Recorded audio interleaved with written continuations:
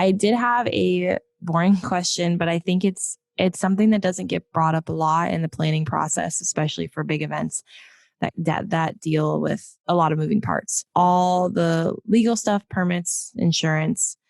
It's hard to even know where to start when trying to cover all your bases, making sure everything is legit with the right permits and whatnot. I was wondering if you had any suggestions on things to be aware of when it comes to paperwork that convention planners should know about or make sure they do. Well, I mean, insurance is a big one. You definitely want to get your insurance taken care of fairly early because mostly your venues are going to ask you, to have them as a carried on your insurance as well and making your insurance. And so you want to do that. It protects you. It just protects you from anything that could happen. God forbid that something, bad did happen, but you could protect yourself in that way. Permitting, luckily our city is not big on a lot of permitting because we use the building and they kind of take care of all of that for us. The biggest thing with us is like any kind of tents or installations, anything like that you're going to do, especially if you're going to do an outdoor event this year, which I know a lot of people are doing. That kind of stuff you need to run through your local permit office.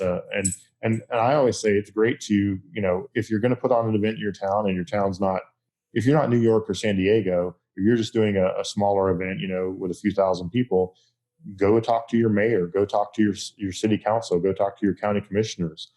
They can help you with all of that stuff and make that process a lot easier because a lot of people don't realize not only do conventions make it fun for everybody, they generate a lot of economic impact for your area. So we don't, it's not about, we don't make a ton of money or we're not looking to make millions of dollars, but we do bring in millions of dollars into the community, which is a nice thing to have.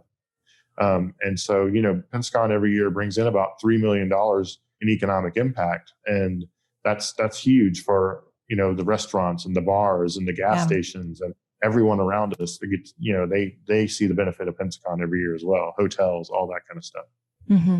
That's a good point. Yeah, I like to ask that because that's another thing that, it can be intimidating when you first start. You have to jump through all those hoops and make sure everything's done, cross your T's, dot your I's.